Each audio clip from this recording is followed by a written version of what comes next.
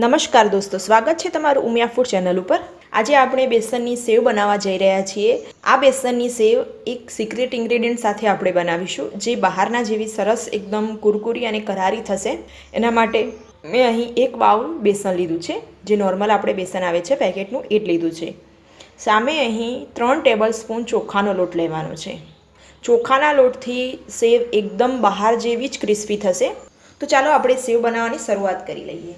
એક મોટો બાઉલ લઈશું, ચણાનો લોટ અને આપણું સિક્રેટ ઇન્ગ્રેડિયન્ટ એટલે કે ચોખાનો લોટ એડ કરીશું। અને આમાં બીજા કોઈ મસાલા નથી કરવાના, ખાલી મીઠું અને આપણે હળદર જ એડ કરીશું। જે ભેળ ઉપર આપણે નાખીને સેવ ખાઈએ છીએ એ જ સેવ આપણે બનાવવાના છીએ। 1/4 ચમચી બસ હળદર એડ કરીશું। વિસ્કરની મદદથી પહેલાં તો બરાબર મિક્સ કરી લઈએ અને થોડું પાણી એડ કરતા જઈશું। આ એકદમ આપણે ઝીણી સેવ બનાવવાના છીએ, જેથી એમાં અજમો કે બીજું કંઈ એડ નથી કરવાનું। આ રીતની આપણે લોટની કન્સિસ્ટન્સી રાખીશું। આપણે સંચામાં પણ ચમચાની મદદ વડે જ ભરીશું, જેથી આપણી સેવ એકદમ સરસ પોચી, અંદરથી પોચી અને બહારથી ક્રિસ્પી થાય। જેવી બહાર મળે છે સેમ એવી જ થાય। અને ચણાનો લોટ નાખવામાં ખાસ ધ્યાન રાખવાનું છે, જો સહેજ પણ ચણાનો લોટ વધારે પડી જશે તો સેવમાં તેલ ભરાઈ જશે। તો ધ્યાનપૂર્વક જ આપણે જે ચોખાનો લોટ છે એ એડ કરીશું।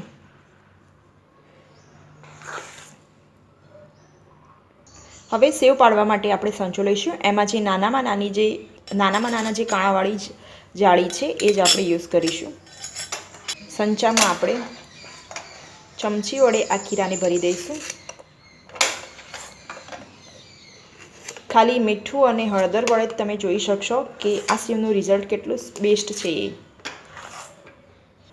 હવે આ રીતે ભરાઈ જાય સંચો એટલે આપણે જાળીને બંધ કરી દઈશું। કડાઈમાં મેં તેલ ગરમ કરવા માટે મૂકી દીધું હતું। હવે આપણે ધીમે ધીમે સેવ પાડીશું।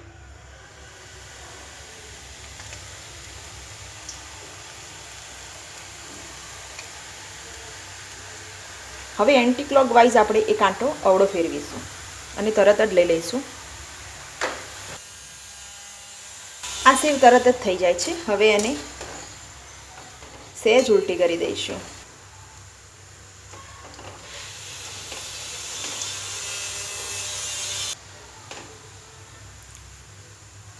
સેવમાં જેવા આ બબલ આવતા ઓછા થઈ જાય એટલે સમજવાનું કે આપણી સેવ એકદમ રેડી થઈ ગઈ છે।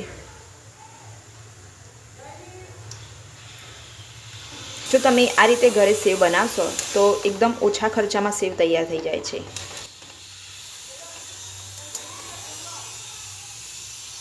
તેલ આપણે નિતારી દઈશું। હવે ફરીથી આપણે એક ગાણ ઉતરી જાય એટલે આપણે બીજો ગાણ રેડી કરી દઈશું।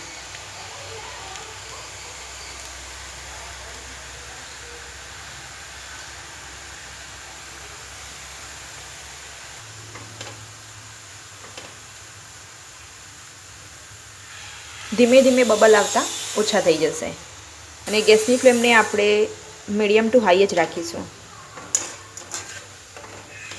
હવે થોડી વાર આપણે એને ઉલટી કરી દઈશું, જેથી બંને બાજુ એકદમ ક્રિસ્પી થઈ જાય। આમ તો ના કરો તો પણ વાંધો ના આવે।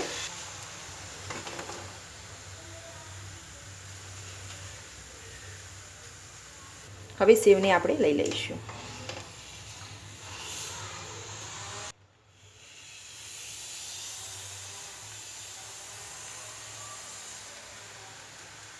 એ જ સિસ્ટમથી આપણે બધી જ સેવ ઉતારી દઈશું અને વચ્ચે વચ્ચે આ રીતે આપણે જારો મારતા રહીશું, જેથી ક્યાંક ગાંઠ પડી ગઈ હોય તો એ પણ સરસ ચડી જાય।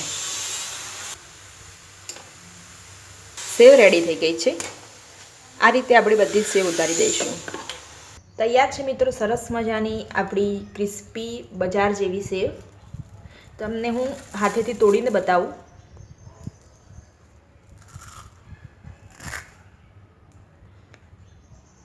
એકદમ સરસ સેવ બની છે અને બિલકુલ તેલ નીચે નથી ઉતરતું। જો તમે આ રીતે સેવ બનાવશો તો એકદમ પરફેક્ટ રીતે તમારી સેવ તૈયાર થશે। જો તમને મારી આ સેવની રેસીપી પસંદ આવી હોય તો મારા વિડીયોને લાઇક કરો, શેર કરો અને મારી ચેનલને સબસ્ક્રાઈબ કરવાનું ભૂલતા નહીં। ધન્યવાદ।